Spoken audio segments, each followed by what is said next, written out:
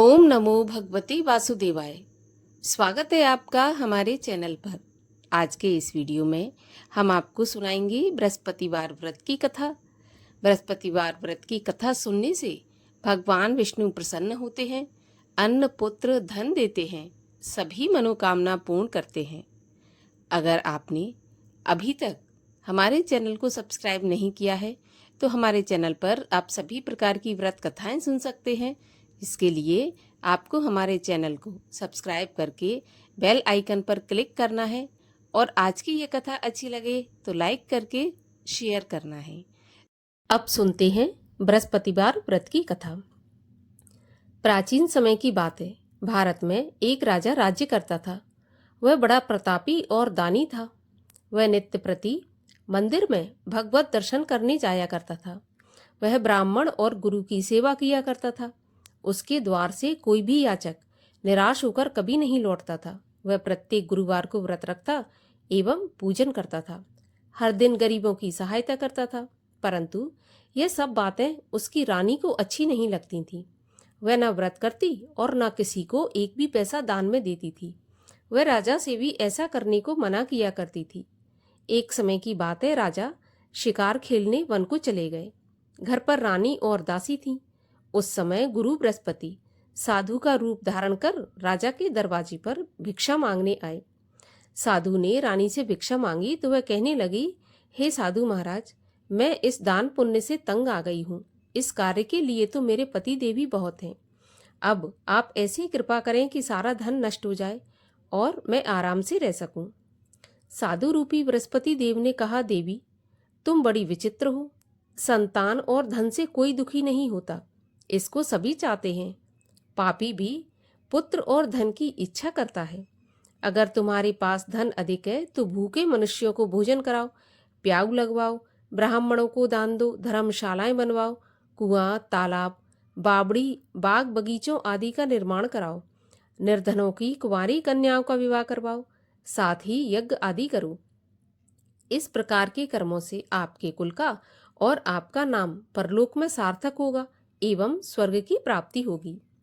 परंतु रानी साधु की इन बातों से खुश नहीं हुई। उसने कहा, हे साधु महाराज, मुझे ऐसे धन की आवश्यकता नहीं जिसको मैं अन्य लोगों को दान दूं और जिसको रखने और संभालने में ही मेरा सारा समय नष्ट हो जाए। साधु ने कहा, देवी, यदि तुम्हारी ऐसी इच्छा है तो जैसा मैं तुम्हें बताता हूँ तुम वैसा ही करना। बृहस्पतिवार के दिन घर को गोबर से लीपना, अपने केशों को पीली मिट्टी से धोना, केशों को धोते समय स्नान करना, राजा से कहना वह हजामत करवाए, भोजन में मांस मदिरा खाना, कपड़ा धोबी के यहाँ धुलने डालना। इस प्रकार 7 बृहस्पतिवार करने से तुम्हारा सारा धन नष्ट हो जाएगा। यह कहकर साधु महाराज रूपी बृहस्पति देव अंतर ध्यान हो गए। रानी ने साधु के कहने के अनुसार 7 बृहस्पतिवार वैसा ही करने का विचार किया। साधु के बताए अनुसार करते हुए केवल 3 बृहस्पतिवार ही बीते थे कि उसकी समस्त धन संपत्ति नष्ट हो गई। भोजन के लिए भी दोनों समय परिवार तरसने लगा, सांसारिक भोगों से दुखी रहने लगा। तब वह राजा रानी से कहने लगा कि हे रानी, तुम यहाँ पर रहो, मैं दूसरे देश में जाता हूँ, क्योंकि यहाँ पर मुझे सभी मनुष्य जानते हैं, इसलिए मैं यहाँ कोई कार्य नहीं कर सकता। देश चोरी परदेश भीख बराबर है। ऐसा कहकर राजा परदेश चला गया।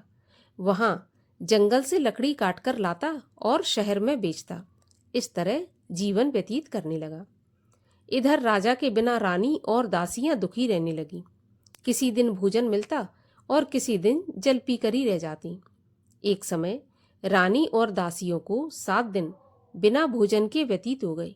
तो रानी ने अपनी दासी से कहा कि हे दासी, यहाँ पास ही के नगर में मेरी बहन रहती है। वह बड़ी धनवान है। तू उसके पास जा और वहां से 5 सेर बेजर मांग के ले आ, जिससे कुछ समय के लिए गुजर हो जाएगी। दासी रानी की बहन के पास गई। रानी की बहन उस समय पूजा कर रही थी। बृहस्पतिवार का दिन था। दासी ने रानी की बहन से कहा, हे रानी, मुझे आपकी बहन ने भेजा है, मुझे 5 सेर बेजर दे दो। दासी ने यह बात अनेक बार कही, परंतु रानी की बहन ने कोई उत्तर नहीं दिया। क्योंकि वह उस समय बृहस्पतिवार की कथा सुन रही थी। जब दासी को रानी की बहन से कोई उत्तर नहीं मिला तो वह बहुत दुखी हुई। उसे क्रोध भी आया। वह लौटकर अपनी रानी से बोली, हे रानी, आपकी बहन बहुत ही धनी स्त्री है। वह छोटे लोगों से बात भी नहीं करती। मैंने उससे कहा तो उसने कोई उत्तर नहीं दिया। मैं वापस चली आई। रानी बोली, दासी, इसमें उसका कोई दोष नहीं है। जब बुरे दिन आते हैं तब कोई सहारा नहीं देता। अच्छे बुरे का पता विपत्ति में ही लगता है। जो ईश्वर की इच्छा होगी वही होगा। यह सब हमारे भाग्य का दोष है। उधर रानी की बहन ने सोचा कि मेरी बहन की दासी आई थी, परंतु मैं उससे नहीं बोली। इससे वह बहुत दुखी हुई होगी। कथा सुन और विष्णु भगवान का पूजन समाप्त कर वह अपनी बहन के घर आई और कहने लगी, हे बहन, मैं बृहस्पतिवार का व्रत कर रही थी। तुम्हारी दासी गई, परंतु जब तक कथा होती है तब तक ना उठते हैं और ना बोलते हैं, इसलिए मैं नहीं बोली। कहो दासी, क्यों गई थी? रानी बोली, बहन, हमारे घर में अनाज नहीं था। वैसे तुमसे कोई बात छुपी नहीं है, इस कारण मैंने दासी को तुम्हारे पास 5 सेर बेजल लेने के लिए भेजा था। रानी की बहन बोली, बहन देखो, बृहस्पति भगवान सबकी मनोकामना पूरी करते हैं। देखो, शायद तुम्हारे घर में अनाज रखा हो। यह सुनकर दासी घर के अंदर गई तो वहां उसे एक घड़ा बेजर का भरा मिल गया। उसे बड़ी हैरानी हुई क्योंकि उसने एक एक बर्तन देख लिया था। उसने बाहर आकर रानी को बताया। दासी अपनी रानी से कहने लगी, रानी देखो, वैसे हमको जब अन्न नहीं मिलता तो हम रोज ही व्रत करते हैं। अगर इनसे व्रत की विधि और कथा पूछ ली जाए तो उसे हम भी किया करेंगे। दासी के कहने पर रानी ने अपनी बहन से बृहस्पतिवार व्रत के बारे में पूछा। उसकी बहन ने बताया, बृहस्पतिवार के व्रत में चने की दाल और मुनक्का से विष्णु भगवान का केले की जड़ में पूजन करें तथा दीपक जलावें, पीला भोजन करें, कथा सुनें। इस प्रकार करने से गुरु भगवान प्रसन्न होते हैं, अन्न पुत्र धन देते हैं और मनोकामना पूरी करते हैं। व्रत और पूजन की विधि बताकर रानी की बहन अपने घर लौट गई। रानी और दासी दोनों ने निश्चय किया कि बृहस्पति भगवान का पूजन जरूर करेंगे। 7 रोज बाद जब बृहस्पतिवार आया तो उन्होंने व्रत रखा। घुड़साल में जाकर चना और गुड़ बीन लाई तथा उसकी दाल से केले की जड़ तथा विष्णु भगवान का पूजन किया। अब भोजन पीला कहाँ से आए? दोनों बड़ी दुखी हुईं, परंतु उन्होंने व्रत किया था, इस कारण बृहस्पति भगवान प्रसन्न थे। एक साधारण व्यक्ति के रूप में वे 2 थालों में सुंदर पीला भोजन लेकर आए और दासी को देकर बोले, हे दासी, यह भोजन तुम्हारे और रानी के लिए है, तुम दोनों करना। दासी भोजन पाकर बड़ी प्रसन्न हुई और रानी से बोली, रानी जी, भोजन कर लो। रानी को भोजन आने के बारे में कुछ पता नहीं था, इसलिए वह दासी से बोली, जा तू ही भोजन कर, क्योंकि तू हमारी व्यर्थ में हंसी उड़ाती है। दासी बोली, एक व्यक्ति भोजन दे गया है। रानी कहने लगी, वह भोजन तेरे लिए ही दे गया है, तू ही भोजन कर। दासी ने कहा, वह व्यक्ति हम दोनों के लिए 2 थालों में भोजन देकर गया है, इसीलिए मैं और आप दोनों ही साथ साथ भोजन करेंगे। दोनों ने गुरु भगवान को नमस्कार कर भोजन प्रारंभ किया। उसके बाद से वे प्रत्येक बृहस्पतिवार को गुरु भगवान का व्रत और पूजन करने लगी। बृहस्पति भगवान की कृपा से उनके पास धन हो गया, परंतु रानी फिर पहले की तरह से आलस करने लगी। तब दासी बोली, देखो रानी, तुम पहले भी इस प्रकार आलस करती थी। तुम्हें धन के रखने में कष्ट होता था, इस कारण सभी धन नष्ट हो गया। अब गुरु भगवान की कृपा से धन मिला है तो फिर तुम्हें आलस होता है। बड़ी मुसीबतों के बाद हमने यह धन पाया है, इसलिए हमें दान पुण्य करना चाहिए तथा भूखे मनुष्यों को भोजन कराओ, प्याऊ लगवाओ, ब्राह्मणों को दान दो, कुआं, तालाब, बावड़ी आदि का निर्माण कराओ, मंदिर, पाठशाला बनवाकर दान दो, कुंवारी कन्याओं का विवाह करवाओ। धन को शुभ कार्यों में खर्च करो, जिससे तुम्हारे कुल का यश बढ़े तथा स्वर्ग प्राप्त हो और पितृ प्रसन्न हो। दासी की बात मानकर रानी ने इसी प्रकार के कर्म करने प्रारंभ किए। उसका काफी यश फैलने लगा। एक दिन रानी और दासी आपस में विचार करने लगी कि ना जाने राजा किस दशा में होंगे। उनकी कोई खोज खबर नहीं है। गुरु भगवान से उन्होंने प्रार्थना की और भगवान ने रात्रि में राजा को सपन में कहा कि हे राजा, तेरी रानी तुझको याद करती है, अब अपने देश को लौट जा। राजा प्रातःकाल उठा। वह विचार करने लगा कि स्त्री जाति खाने और पहनने की ही साथी होती है, पर भगवान की आज्ञा मानकर वह अपने नगर को चलने के लिए तैयार हुआ। जब राजा परदेश गया तो परदेश में बहुत दुखी रहने लगा था। प्रतिदिन जंगल से लकड़ी बीन कर लाता और उसे शहर में बेचकर अपने दुखी जीवन को बड़ी कठिनता से व्यतीत करता था। एक दिन राजा दुखी हो अपनी पुरानी बातों को याद करके रोने लगा। उस जंगल में बृहस्पति देव एक साधु का रूप धारण करके आए और राजा के पास आकर बोले, लकड़हारे, तुम इस सुनसान जंगल में किस चिंता में बैठे हो, मुझे बताओ। यह सुन राजा के नेत्रों में जल भर आया और साधु की वंदना कर बोला, हे प्रभु, आप सब कुछ जानने वाले हैं। इतना कहकर राजा ने साधु को अपनी संपूर्ण कहानी सुना दी। महात्मा तो दयालु होते हैं। वे राजा से बोले, राजा, तुम्हारी पत्नी ने बृहस्पति देव के प्रति अपराध किया था, जिसके कारण तुम्हारी यह दशा हुई। अब तुम किसी प्रकार की चिंता मत करो, भगवान तुम्हें पहले से अधिक धन देंगे। देखो, तुम्हारी पत्नी ने बृहस्पतिवार का व्रत प्रारंभ कर दिया है। अब तुम भी बृहस्पतिवार का व्रत करके चने की दाल व गुड़ जल के लोटे में डालकर केले का पूजन करो, फिर कथा कहो या सुनो। भगवान तुम्हारी सब कामनाओं को पूरा करेंगे। साधु को प्रसन्न देखकर राजा बोला, प्रभु, मुझे लकड़ी बेचकर इतना पैसा नहीं बचता जिससे भोजन करने के उपरांत कुछ बचा सकूं। मैंने रात्रि में अपनी रानी को व्याकुल देखा है। मेरे पास कोई साधन नहीं जिससे उसका समाचार जान सकूं। फिर मैं बृहस्पति देव की क्या कहानी कहूं, यह भी मुझको मालूम नहीं है। साधु ने कहा, हे राजा, तुम किसी बात की चिंता मत करो। बृहस्पतिवार के दिन तुम रोज की तरह लकड़ियां लेकर शहर में जाओ। तुम्हें रोज से दुगना धन प्राप्त होगा, जिससे तुम भली भांति भोजन कर लोगे तथा बृहस्पति देव की पूजा का सामान भी आ जाएगा। और बृहस्पतिवार की कहानी इस प्रकार से है। प्राचीन काल में एक बहुत ही निर्धन ब्राह्मण रहता था। उसके कोई संतान नहीं थी। वह नित्य पूजा पाठ करता, परंतु उसकी स्त्री बहुत मलिनता के साथ रहती थी। वह न स्नान करती, न किसी देवता का पूजन करती। प्रातःकाल उठते ही सर्वप्रथम भोजन करती, बाद में कोई अन्य कार्य करती। ब्राह्मण देवता बहुत दुखी रहते थे। पत्नी को बहुत समझाते, किंतु उसका कोई परिणाम न निकलता। भगवान की कृपा से ब्राह्मण की स्त्री की कन्या उत्पन्न हुई। वह कन्या अपने पिता के घर में बड़ी होने लगी। वह बालिका प्रातः स्नान करके भगवान विष्णु का जप करती, बृहस्पतिवार का व्रत भी करने लगी। पूजा पाठ समाप्त कर स्कूल जाती तो अपनी मुट्ठी में जौ भर के ले जाती और पाठशाला के मार्ग में डालती जाती। वही जौ स्वर्ण के हो जाते तो लौटते समय उनको बीन कर घर ले आती थी। एक दिन वह बालिका सूप में उन सोने की जौ को फटक कर साफ कर रही थी। तभी उसकी माँ ने देख लिया और कहा, हे बेटी, सोने के जौ को फटकने के लिए सोने का सूप होना चाहिए। दूसरे दिन गुरुवार था। इस कन्या ने व्रत रखा और बृहस्पति देव से प्रार्थना करके कहा कि हे प्रभु, यदि मैंने सच्चे मन से आपकी पूजा की हो तो मुझे सोने का सूप दे दो। बृहस्पति देव ने उसकी प्रार्थना स्वीकार कर ली। रोज की तरह वह कन्या जौ फैलाती हुई स्कूल चली गई। स्कूल से लौटकर जब वह जौ बीन रही थी तो बृहस्पति देव की कृपा से उसे सोने का सूप मिला।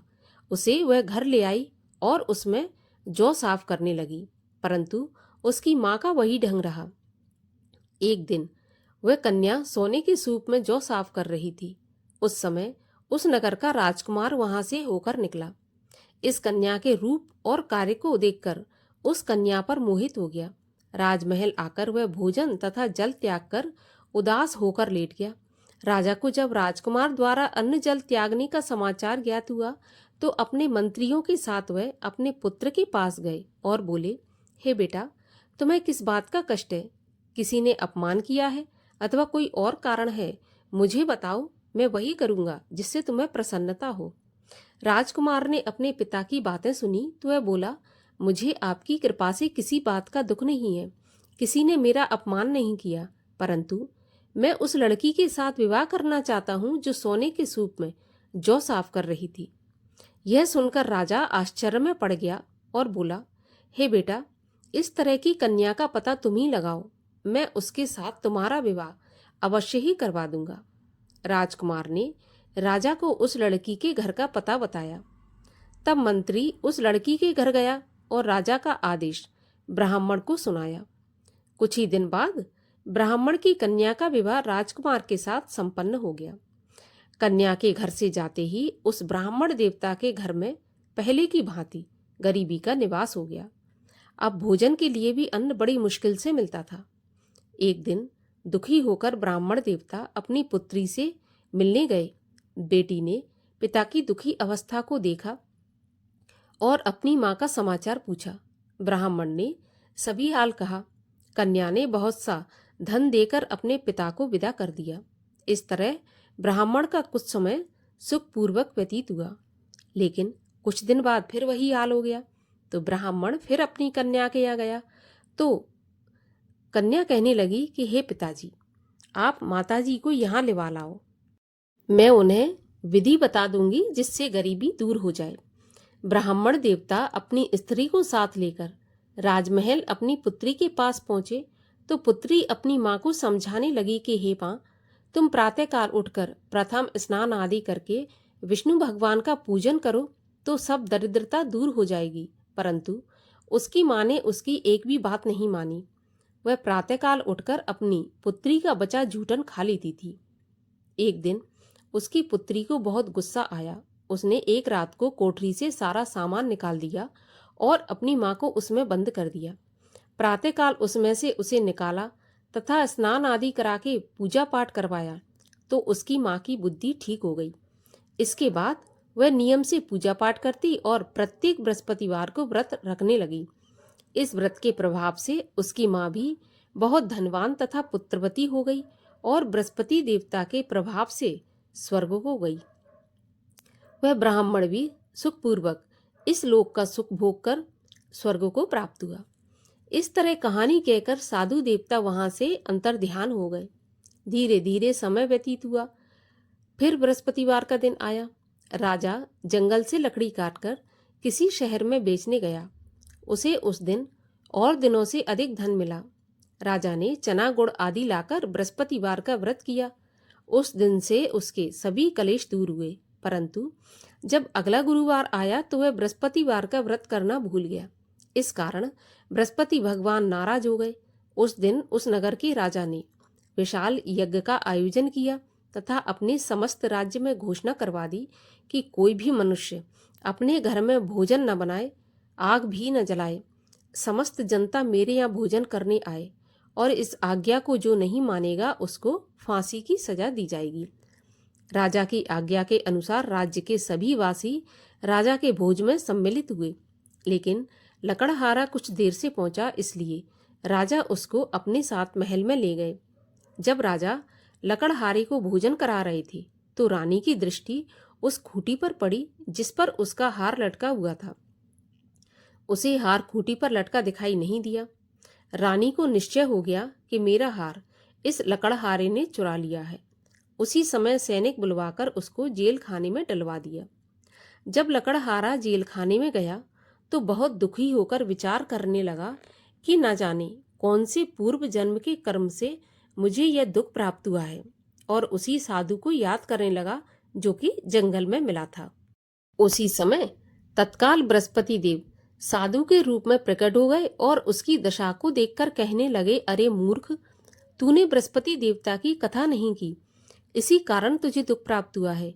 अब चिंता मत कर, बृहस्पतिवार के दिन जेल खाने के दरवाजे पर 4 पैसे पड़े मिलेंगे, उनसे तू बृहस्पति देव की पूजा करना तो तेरे सभी कष्ट दूर हो जाएंगे। अगले बृहस्पतिवार उसे जेल के द्वार पर 4 पैसे मिले।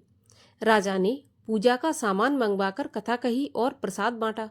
उसी रात्रि को बृहस्पति देव ने उस नगर के राजा को स्वप्न में कहा कि हे राजा, तूने जिस आदमी को जेल खाने में बंद कर दिया है वह निर्दोष है, वह राजा है, उसे छोड़ देना।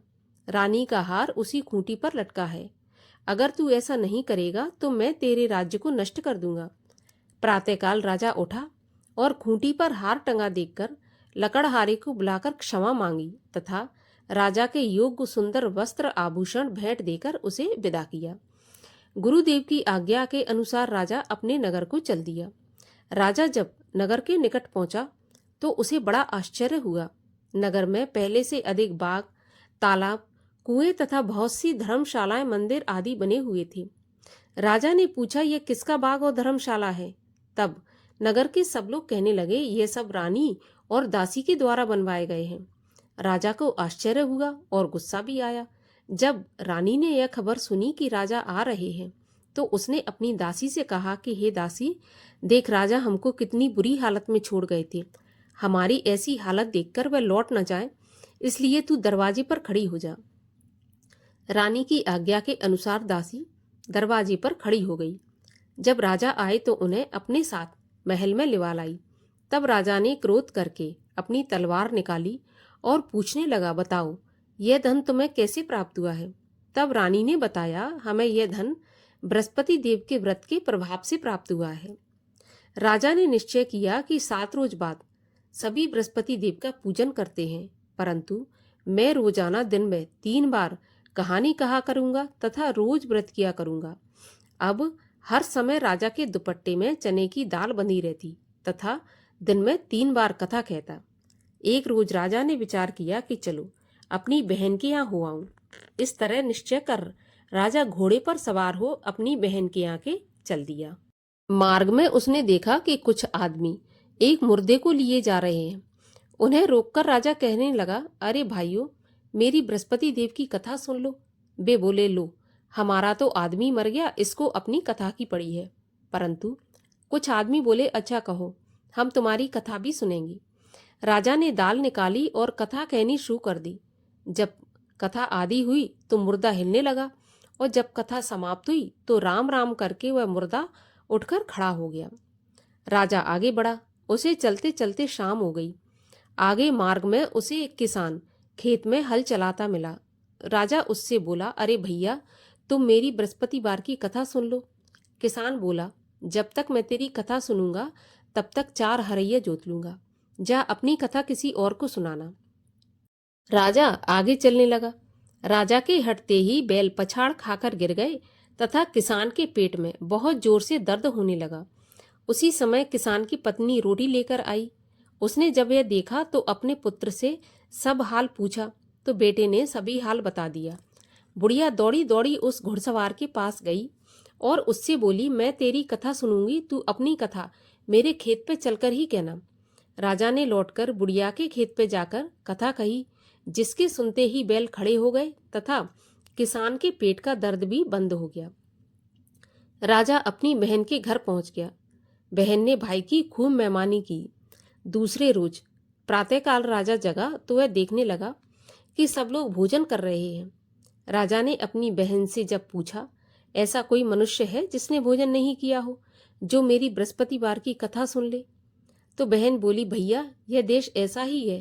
पहले यहाँ के लोग भोजन करते हैं, बाद में अन्य काम करते हैं। अगर कोई पड़ोस में हो तो दिखाती हूँ।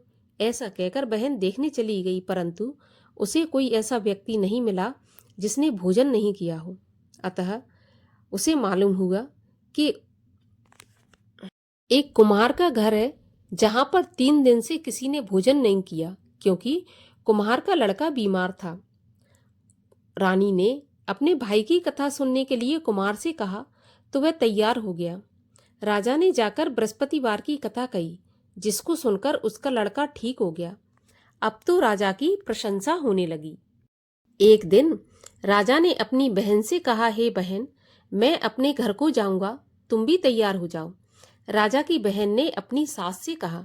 सास ने कहा, हाँ चली जा, परंतु अपने लड़कों को मत ले जाना, क्योंकि तेरे भाई के तो कोई संतान नहीं है। बहन ने अपने भाई से कहा, भैया, मैं तो चलूंगी पर कोई बालक नहीं जाएगा। राजा ने कहा, जब कोई बालक नहीं चलेगा तो तुम क्या करोगी? बड़े दुखी मन से राजा अपने नगर को लौट आया। राजा ने अपनी रानी से कहा, हम निर्वंशी राजा हैं, हमारा मुंह देखने का भी धर्म नहीं है। वह बिना भोजन आदि किए शैया पर लेट गया। रानी बोली, हे प्रभु, बृहस्पति देव ने हमें सब कुछ दिया है, वे हमें संतान अवश्य देंगे। उसी रात को बृहस्पति देव ने राजा को स्वप्न में कहा कि हे राजा, उठ, सभी सोच त्याग दे, तेरी रानी गर्भवती है। राजा को यह जानकर बड़ी खुशी हुई। 9वें महीने रानी के गर्भ से एक सुंदर पुत्र प्राप्त हुआ। तब राजा बोला, हे रानी, स्त्री बिना भोजन के रह सकती है, परंतु बिना कहे नहीं रह सकती। जब मेरी बहन आए तो तुम उससे कुछ कहना मत। रानी ने सुनकर हाँ कर दिया। जब राजा की बहन ने यह शुभ समाचार सुना तो वह बहुत खुश हुई तथा बधाई लेकर अपने भाई के यहाँ आई। तभी रानी ने कहा, घोड़ा चढ़ाकर नहीं आई, गधा चढ़ी आई। राजा की बहन बोली, भाभी, मैं इस प्रकार ना कहती तो तुम्हें औलाद कैसे मिलती। बृहस्पति देव ऐसे ही है, जैसी जिसके मन में कामनाएं हैं सभी को पूर्ण करते हैं। जो सद्भावना पूर्वक बृहस्पतिवार का व्रत करता है एवं कथा पढ़ता है अथवा सुनता है और दूसरों को सुनाता है, बृहस्पति देव उसकी सभी मनोकामना पूरी करते हैं। बृहस्पति भगवान उनकी सदैव रक्षा करते हैं। जो संसार में सद्भावना से गुरुदेव का पूजन एवं व्रत सच्चे हृदय से करते हैं, उनकी सभी मनोकामनाएं पूर्ण होती हैं। जैसी सच्ची भावना से रानी और राजा ने बृहस्पति देव की कथा का गुणगान किया तो उनकी सभी इच्छाएं बृहस्पति देव ने पूर्ण की थीं। इसलिए सबको कथा सुनने के बाद प्रसाद लेकर जाना चाहिए। हृदय से उनका मनन करते हुए जयकारा बोलना चाहिए। बोलिए बृहस्पति देव की जय, बोलिए विष्णु भगवान की जय। बृहस्पति देव की आरती। ओम जय बृहस्पति देवा, स्वामी जय बृहस्पति देवा। छिन छिन भोग लगाऊं, कदली फल मेवा। ओम जय बृहस्पति देवा, तुम पूरन परमात्मा, तुम अंतर्यामी, जगत पिता जगदीश्वर, तुम सबके स्वामी। ओम जय बृहस्पति देवा, चरणामृत निज निर्मल, सब पातक हरता, सकल मनोरथ दायक, कृपा करो भरता। ओम जय बृहस्पति देवा, तन मन धन अर्पण कर, जो जन शरण पड़े, प्रभु प्रकट तब हो कर, आकर द्वार खड़े। ओम जय बृहस्पति देवा, दीन दयाल दयानिध, भक्तन हितकारी, पाप दोष सब हरता, भव बंधन हारी। ओम जय बृहस्पति देवा, सकल मनोरथ दायक, सब संशय हारी, विषय विकार मिटाओ, संतन सुखकारी। ओम जय बृहस्पति देवा, जो कोई आरती प्रभु की प्रेम सहित गावे, ज्येष्ठानंद आनंद कर, सो निश्चय पावे। ओम जय बृहस्पति देवा, बोलो विष्णु भगवान की जय, बोलो बृहस्पति देव की जय।